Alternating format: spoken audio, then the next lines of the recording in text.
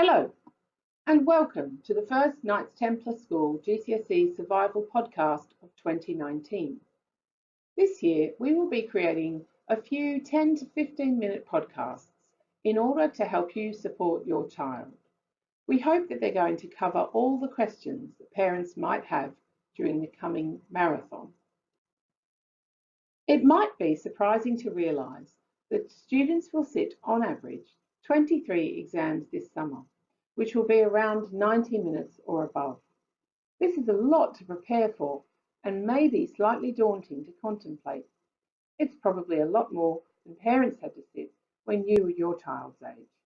However, with your support and teachers, students will be ready to scale this challenge when it arrives.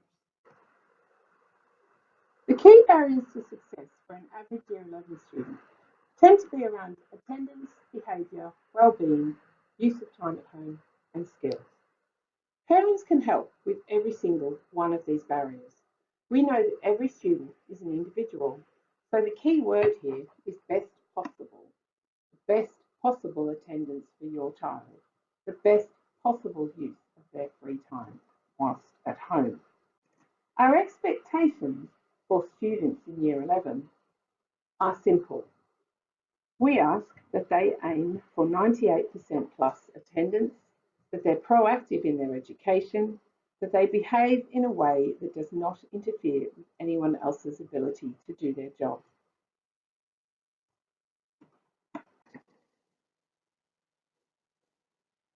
The power of attendance cannot be underestimated. Simply by being at school, students are making progress and learning. However, we are aware that some students find the pressures that they're dealing with in Year 11 can be too much, and this can lead them to making the decision to stay home rather than coming in.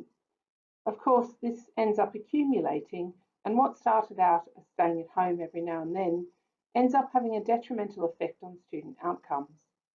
The fact is that there are only a finite number of grades available across the country, and if your child isn't in school, they run the risk of missing out on some of these grades.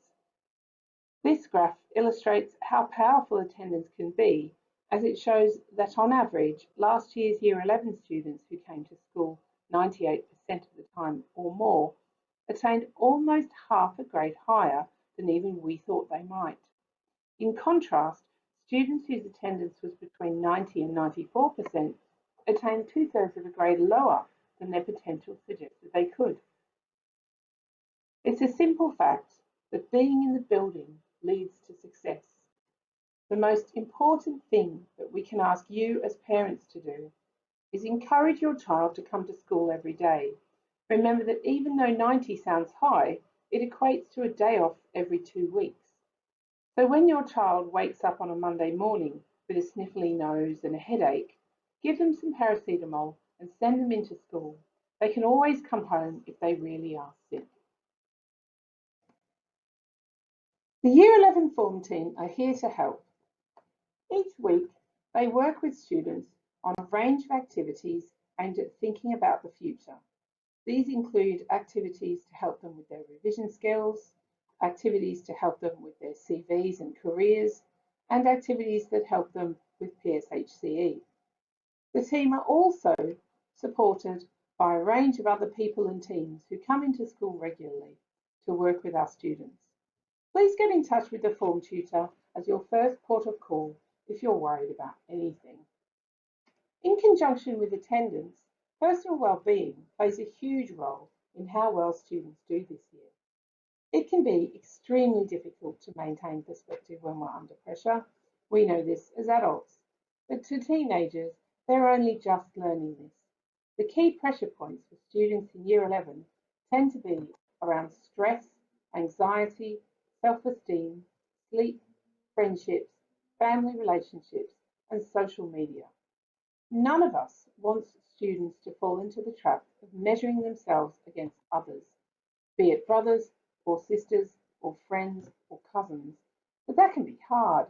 Your child needs your support to ensure that they keep the year ahead in perspective. You can help by ensuring that they are sleeping well and eating well. Don't underestimate the importance of these simple daily rituals. Are they eating breakfast? Do they have enough money on WisePay to eat that healthy lunch? Have you checked out what they're spending their money on lately? What time do they go to sleep? What time do they turn off their screens? In conjunction with this, it's useful to talk about a couple of key words, anxiety and stress. It's almost as if these two feelings have become something to be avoided in life. But as many parents and carers will be aware, a little bit of stress is a good thing. Working to a deadline is healthy, even exciting, and helps us become organised adults with passions that we're excited about in life. It's useful to think about stress as a curve, like it's shown here. As you can see by looking at it, different levels of stress lead to differing performance, and there is a happy medium to be had. At this point in Year 11, we would expect a healthy homework timetable to contain frequent opportunities for revising previous learning. As we've explained previously, the demands of the new GCSE courses are extremely heavy in terms of knowledge acquisition. This amount of information can't be revised in a rush prior to a month of 23 exams next summer, as I'm sure you'll agree. On the other hand, if a student is working so hard they become exhausted, then stress and anxiety do become an issue. A happy medium for all of us is to be working at a rate which does cause us to feel tired. But crucially, it's that sort of tired you feel when you know you've done a hard day's work and you're proud of what you've done. That's what's going to lead to optimum performance and a good life balance. Sounds easy, doesn't it? But this year, your teenager may need your help to show them how that looks. After all, they've never had to do this before. Think about creating a study timetable for each day of the week that combines what needs to be done with what would be good to get done, as well as a time for relaxation. Keep in mind that too little stress leads to underperformance. Think about whether your child falls into this bracket at the moment.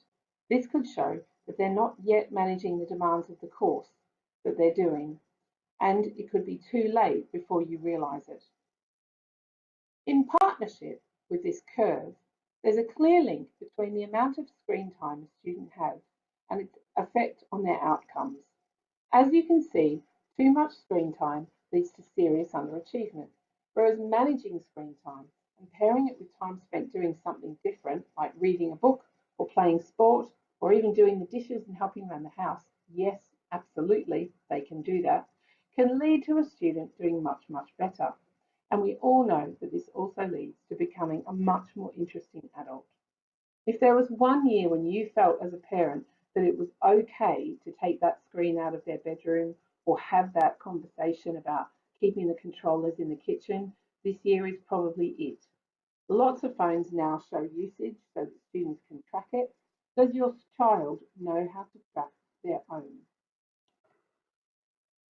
There are many strategies a family can use to help students manage their screen time. It's important to remember that this isn't about taking away freedoms, but about helping your child navigate the dangerous waters of growing up. We're always available to help or have that chat if needed, because I think that we're in this together. And as a school, we want to support all children and all parents. Taking into account everything we've said so far about attendance and behaviour and well-being, we do acknowledge that Year 11 can be a difficult time. Not only are students undertaking a huge list of new qualifications, but they're also managing the choppy waters of adolescence. So do keep an eye out for that abnormal behaviour, such as those types listed here. Whilst it's quite normal for a Year 11 student to talk about feeling stressed or a little anxious about their studies, it isn't normal for them to cut themselves off from their peer groups or to be persistently negative or lacking in energy. If you're worried about anything like this, we're here to help. Now, some of the main differences between the new GCSEs and the old ones that you might be familiar with have to do with the breadth of content in the new curricula. This means there's a lot to learn, and unfortunately, there really isn't enough time in the 2 years to both teach everything and then go over old ground and revise it. And I'm being very honest with you there. The fact is that it doesn't matter whether you're studying English literature, history, languages, music, art, The skills are what unites them. And these skills, such as the ability to be organised, to learn new knowledge, to think creatively, to write long answers, these are the skills which apply to life and the workplace that your child can move into. That workplace is going to be much more interested in whether or not your child can write an email and run a meeting and whether or not they've got grit and resilience in the face of difficulty than if they did their GCSE geography or not. As adults, this is something we know and can help them with, and we know that parents can help us with this too. You don't need to be an expert to help your child create that set of flashcards. You certainly don't need to be a subject expert to provide them with coloured paper. Please don't underestimate how useful it is for your child for you to help them with their homework, just like you did when they were younger, just like you probably did when they were studying for their Year 6 SATs. It's just that now they've got a SAT in every subject. So now a little bit about learning, because we've talked a lot about the new qualifications and the skills. We've also talked a lot about the need to actively revise, and we've talked with students a lot about this, a lot.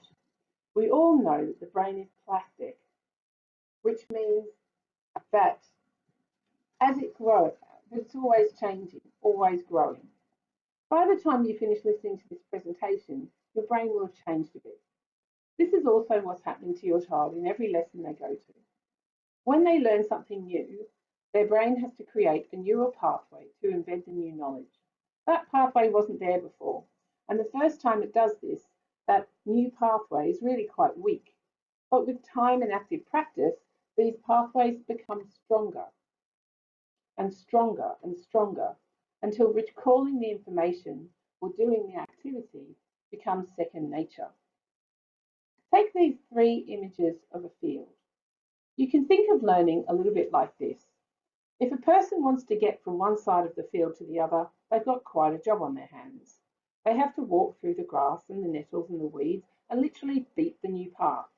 But over time, the path becomes worn as more people walk it, so that finally it's really easy to cross the field, even run it if you like. But the path isn't used, so it grows over again. The same thing happens with learning, and the same thing's happening with your child. When they're learning a particular topic back at the start of Year 10, the knowledge is fresh and solid, and the teacher's going over it every lesson. But students and teachers must continue their courses and move on to different topics. And whilst all of our teachers try to plan their lessons so that lots of time is spent embedding previous learning, our students need to ensure that that's what they're doing at home too. So when they tell you they haven't got homework, you should respond with, well, what have you got to study? You can support your child by ensuring that they've got that quiet place to work at home. In addition to this, we encourage parents to log on and track homework on Show My Homework. Even more crucially, ensure that your child has the app on their phone and knows their username and password. It's exactly the same as the school Office 365 logon. The best ways to help your child is to find revision strategies that work for them. There are many ways to do this, but the best way is to look at it like an hour. If they spend the first 15 minutes reviewing a topic, then they should be spending half an hour of that time working on a longer answer question. So sitting with a revision guide and telling you that they're reading isn't working. But if they pair that revision guide with a pen or a highlighter or a piece of paper and a long answer question, that's when the gold starts to happen. It's when the magic starts to happen. You can help here too by talking to your children about what they're doing and actively encouraging them to recall what they've learned. Do not let your moody teenager push you away here. Bribe them if you have to. Help them set up those clear routines which allow for time spent studying and time spent relaxing, like I said, rather than fiddling for long periods of time with revision guides or apps or websites. There's also a huge amount of support available for your child at school. We're soon going to send home the new timetable for the Year 11 study support that we run. This covers what's available before school, during lunch and after school, and that's republished at the start of every half term. Please print this out and put it up somewhere to help your child organise their week. Our Year 11s are a fantastic group of young people. Many are hugely self-motivated and they show a fantastic attitude towards the pressures of Year 11. We hope that many of them will stay on to the sixth form with us, but we also know that some will want to go in their different directions and we want them to feel ready and confident to do that when the time comes. We know that you're anxious for your child to do well. Right now, they're probably still working out how to achieve their potential, and they may need you now more than they ever did before. Year 11 is certainly not the end of education. We can sometimes act as though it is, but we all know that life continues for all the young people that we're working with well beyond the end of this year. What Year 11 is, though, is the doorway to their future. With the right keys, they could go anywhere, and that's what we want for every single student. Our Year 11 students and parents are very familiar with Mr. Litchfield's Mountain. Throughout this year, they're going to be faced with opportunities to practice their skills and knowledge, to engage with us to help them do as well as they can. If things don't go well, they might feel demotivated. Tell them that it's going to be okay. You know that they're going to be ready for the real thing in May 2020 because you're going to get ready for their success together. Thanks for listening. Good luck with those conversations and stay tuned for the next Survival podcast.